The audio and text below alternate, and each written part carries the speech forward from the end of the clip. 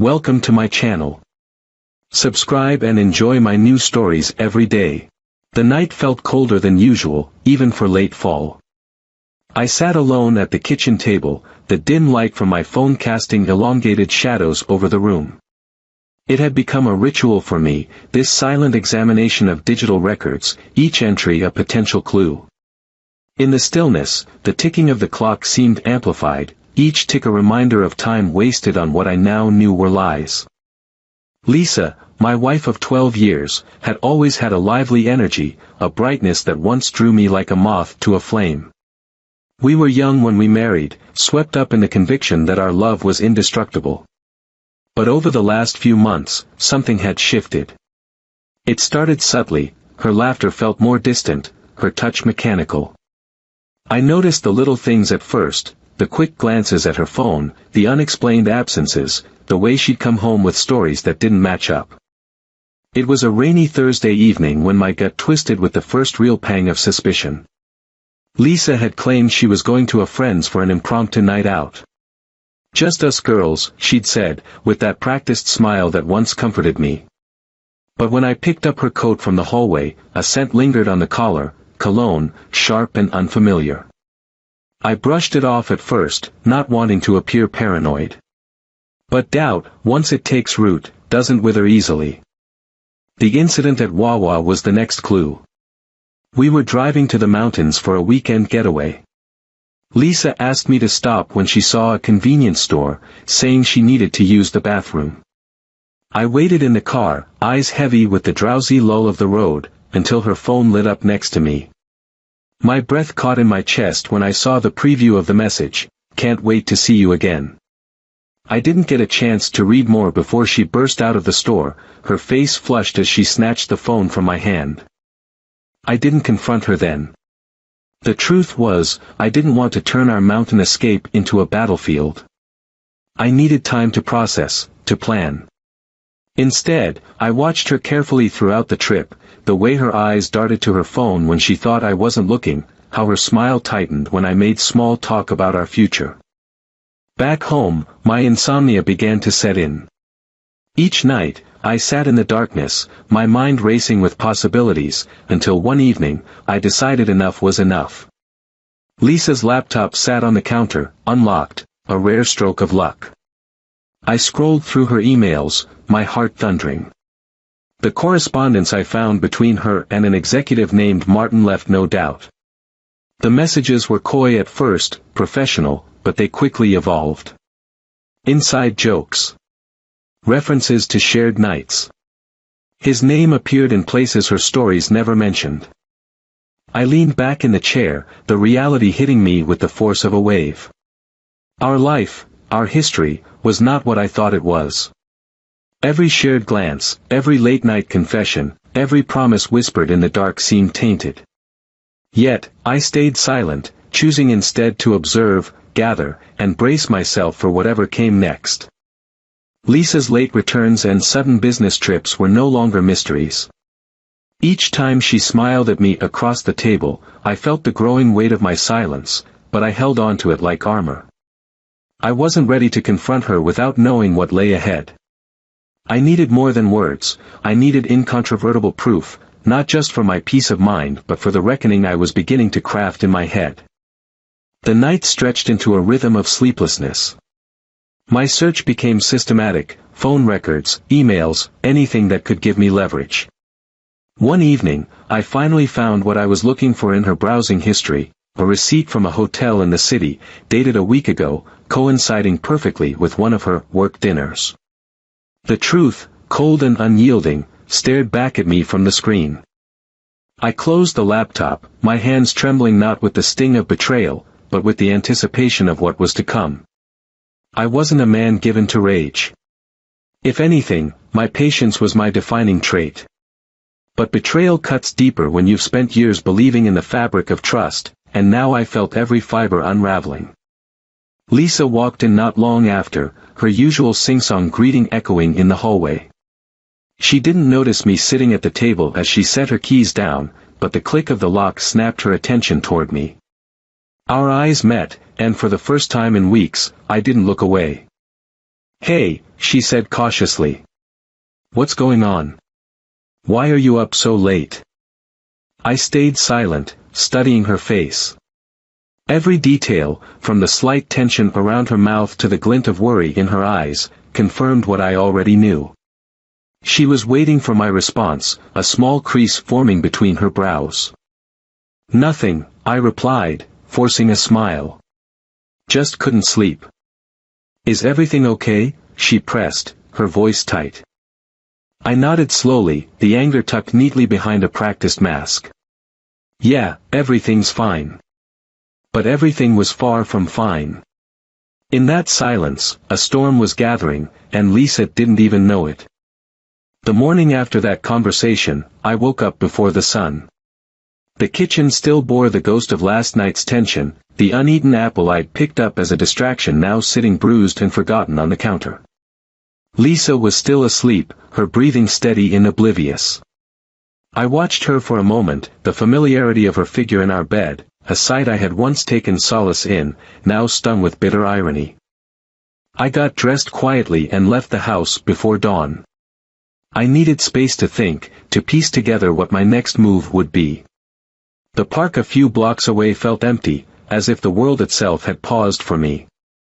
I sat on a bench, the cold seeping into me, and scrolled through the evidence on my phone. The emails, the late-night texts, each word slicing deeper into the wound. Lisa's charm had always been her greatest asset.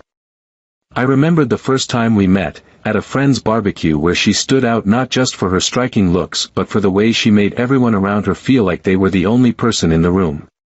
That magnetic energy, which once drew me in, now felt weaponized. She had wielded it against me, luring someone else with that same smile. The morning passed in a blur. I went through the motions at work, barely registering the day's meetings or the polite nods from coworkers. The only thing anchoring me to the present was the mounting plan in my mind. I needed to keep my composure, to handle this with the precision of a surgeon. If I moved too quickly, she would close ranks, and I'd lose my chance for clarity, and for the justice I craved. Back at home, Lisa greeted me with a casual smile. "You're home early," she said, leaning in for a kiss. I flinched, just slightly, but enough for her to notice. Her eyes narrowed for a second before she forced her usual warmth. "Everything okay?" I nodded, forcing the tension to dissolve from my jaw. "Yeah, just tired. Work was long." She watched me for a moment longer, an unspoken question in the air. I returned her gaze until she looked away, muttering something about dinner. I noticed how easily the lie rolled off my tongue, the irony not lost on me as I prepared for the charade that evening. The night played out like theater. We shared a meal, and she told me about her day, the anecdotes punctuated with laughter that seemed louder than usual, more practiced. I nodded along, watching her hands as they moved, the way she tucked a strand of hair behind her ear. Every detail felt rehearsed, her words laced with the kind of easy deception that made my skin crawl. After dinner, I excused myself and locked the study door behind me. The room felt smaller as I dialed the private investigator I'd hired just days before. The man's voice was steady, confident. "You're looking for more than phone logs, I take it?" he asked, a hint of understanding in his tone. He knew this script well. Betrayal was part of his daily repertoire. "Yes," I replied, the weight of it pressing into my chest. "I need proof. I need everything." He confirmed that the next step was underway, discreet surveillance, photos, timestamps, the kind of incontrovertible evidence that even the most skilled liar couldn't dismiss. The following weekend, Lisa announced another late night out, claiming a friend's birthday as her reason. I watched her prepare, slipping into a dress that used to signal the start of a night together, now an omen of betrayal. She caught me staring and offered a small smile. "I won't be too late," she said, tone light and falsely casual. "Have fun," I managed, biting back the questions that threatened to burst from my mouth. The hours ticked by with excruciating slowness. I sat in the dark living room, the only light coming from the street lamp outside. The house was silent, suffocatingly so, until the familiar chime of her phone broke the quiet. She'd forgotten it on the kitchen counter, a slip that felt like a gift. I approached it cautiously, as if it were a live wire. There it was, the same VoIP number that haunted the phone records. A message preview appeared, "Can't wait to see you again. Last night was perfect." I swallowed the bile rising in my throat and carefully placed the phone back, its screen darkening as if sealing the secret back inside. By the time Lisa returned, the sky had lightened to a pale gray. She slipped off her shoes at the door, surprised to see me awake on the couch. "You're up early," she said, voice tight with apprehension. I offered a thin smile. "Couldn't sleep." She nodded, avoiding my eyes as she walked past me, the scent of that cologne, his cologne, trailing behind her. The silence settled back into the room, colder than before. And I knew, without a doubt, that the time for patience was over. The day was coming when her lies would unravel, and when it did, I intended to be there, watching as the truth exposed every thread she had stitched in deception. The morning sun bled through the slats of the blinds, casting long, slanting stripes across the living room floor. Lisa's phone sat innocently on the counter, the message from the night before still fresh in my mind. She was in the shower, the sound of running water filtering down the hallway. The tension in my chest felt like it had been building for weeks, pressing hard against my ribs, daring me to do something with what I knew. Today, I thought.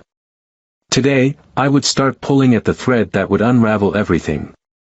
I picked up my phone and scrolled to the last number I'd dialed. The investigator answered on the first ring. "Is this a good time?" he asked, his tone professional but shaded with the familiarity of someone who dealt with these calls often. "Yes," I said, my voice steady. "Did you get what I need?" There was a pause, then the sound of papers shuffling. "I have everything you requested. Photographs, timestamps, and surveillance logs. It's conclusive, Mr. Adams. Your suspicions were correct." The words, though expected, landed like a punch. I had known it in my bones, but hearing the confirmation crystallized the betrayal. There was no going back now. "When can I come by?" I asked. "Whenever you're ready. I can have the files prepared for you this afternoon." I nodded, even though he couldn't see me. "I'll be there." I hung up and placed the phone down with a finality that made my hands shake. The sound of the shower stopped, and soon Lisa emerged from the bathroom, a towel wrapped around her, steam following her like a shroud. She glanced at me and smiled, bright, oblivious, and as familiar as it was painful. "Good morning," she said, her voice casual, a little too chipper for a Saturday. "Morning," I replied, masking the storm beneath my skin. I watched her move about the kitchen, making coffee, humming an old song from our early days. It stung more than it should have. I dressed quickly, telling Lisa I had errands to run. She nodded, barely looking up as she sipped her coffee. The normalcy of the scene grated at me, every gesture felt rehearsed, a pantomime of our life together that had been running on autopilot while the truth lay hidden beneath.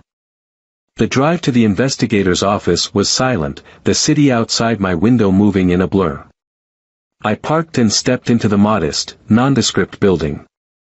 Inside, the investigator, a man named Robert with sharp eyes and an unassuming demeanor, handed me an envelope thick with photos and documents. He didn't need to say anything, the weight of the envelope was answer enough. "Everything's in here. If you have questions or need further help, you know where to find me," Robert said.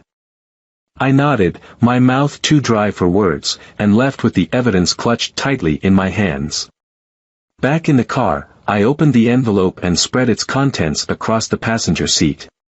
There it was, Lisa and Martin in front of a hotel, their hands brushing in a way that was too familiar. Another shot showed them at a restaurant, her laugh caught mid-motion, eyes sparkling in a way I hadn't seen in months. My vision tunneled, everything around me dimming except for the images in front of me. A voice in my head whispered that this was it, this was the moment where I decided whether to confront or to wait, to unleash the truth or to let it simmer until the time was right. The memory of her smile that morning, the way she moved as if nothing had changed, fueled my decision. I drove home with a calmness that felt almost unnatural, the envelope now tucked into my coat. When I stepped through the front door, Lisa was sitting on the couch, scrolling through her phone. She looked up and smiled, a trace of curiosity in her eyes when she saw my expression. "Everything okay?" she asked. I took a breath, steadying myself. "Can we talk?" The smile faltered, her fingers tightening around her phone. "Sure," she said, a lightness in her voice that didn't match the look in her eyes. I sat down across from her, the coffee table between us suddenly feeling like a battlefield. The silence stretched, heavy and thick. I could see the gears turning behind her eyes, trying to read my face, to see if this was about groceries or something more. "You know, I was thinking," I began, my voice calm but deliberate. "We haven't been completely honest with each other lately." The color drained subtly from her face, but she forced a laugh. "What do you mean?"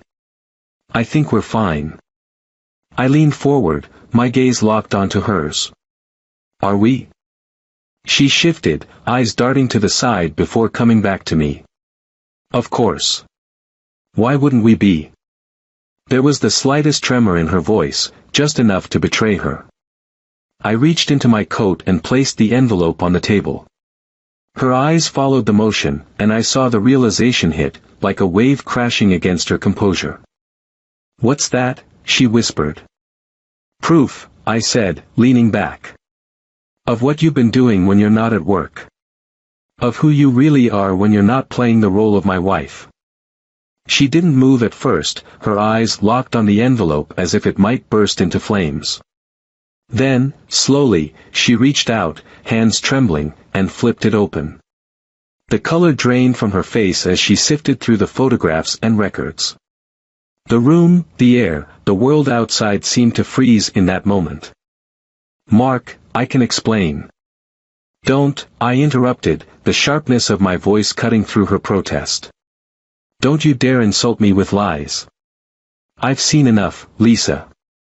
Her mouth opened, closed, then opened again, as if searching for the right words, the perfect excuse. But there was none. The silence that followed was louder than any argument we'd ever had. And in that silence, I knew I had shattered the illusion we'd both been clinging to for far too long. The silence between us grew thicker, almost suffocating. Lisa's face was pale, eyes wide and glistening with unshed tears. She placed the photographs back into the envelope, hands shaking. For a moment, it seemed like the weight of the betrayal was going to crush her. But then, as if some hidden strength welled up inside, she straightened her posture and met my eyes. "Mark," she said, voice low but steady. "You don't understand. There's more to this." I scoffed, the anger and exhaustion swirling into a toxic mix. "There always is, isn't there? More lies, more excuses." "I don't need to hear it, Lisa. I already know enough." She shook her head, a shadow of defiance crossing her face. "You think you have it all figured out, don't you? That I'm just the villain in this story. But it's not that simple." "Don't," I said, my tone sharp enough to cut glass. "Don't try to twist this. You're the one who betrayed me. You're the one who—" "I'm dying, Mark." The words fell between us, abrupt and jarring, and in the silence that followed, it felt as if the room had tilted off its axis. I blinked, processing, trying to fit those 3 words into a puzzle that didn't have a place for them. "What?" The disbelief in my voice was palpable. Lisa's eyes filled with tears that finally spilled down her cheeks. "I found out 3 months ago. It's cancer. Late stage. I didn't know how to tell you. I didn't want to see that look on your face, the one I'm seeing now. So, she choked on the words and looked away, her breath coming in short gasps. I sat back, the fire in my chest extinguished, replaced by a hollow, gnawing ache. "So, you ran to him?" I managed to say, my voice barely more than a whisper. "It wasn't supposed to happen, Mark. None of this was supposed to happen." Her eyes met mine, pleading for understanding. I needed to feel alive. I needed to pretend, just for a while, that I wasn't facing the end of everything. I needed someone who didn't know, who wouldn't look at me like I was already gone. The room felt smaller, the walls pressing in as I struggled to process the collision of grief, betrayal, and sympathy tearing through me. I wanted to yell, to demand why she hadn't come to me, why she hadn't let me be the one to hold her, comfort her. But the words wouldn't come. Instead, I sat in silence, the same silence that had haunted me for months, now loaded with an unbearable truth. "Why didn't you tell me?" I finally asked, my voice breaking. "Why did you shut me out, Lisa?" She wiped her eyes with the back of her hand and shook her head. "Because I couldn't bear to see the man I love watch me die. I couldn't handle being your patient, your charity case.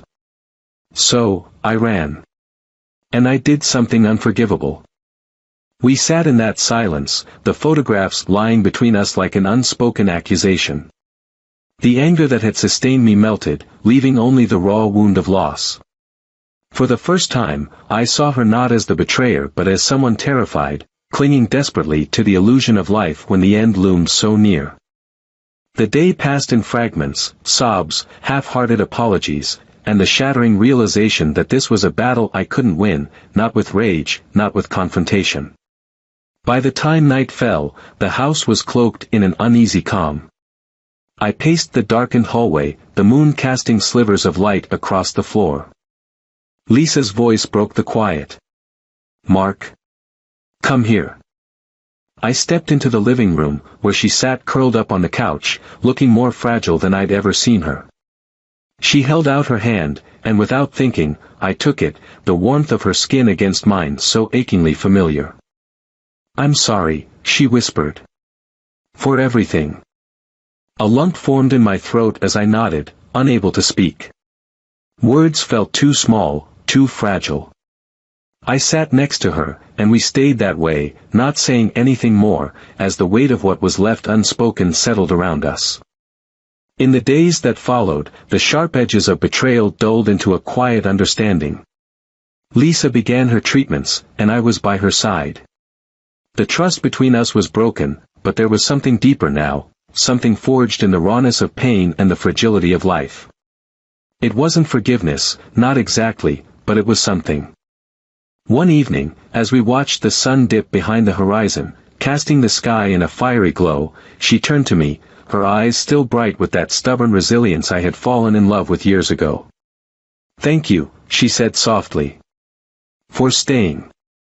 I looked at her, the past and present colliding in that moment. "You're still my wife," I said, the words feeling both heavy and true. And for now, that was enough.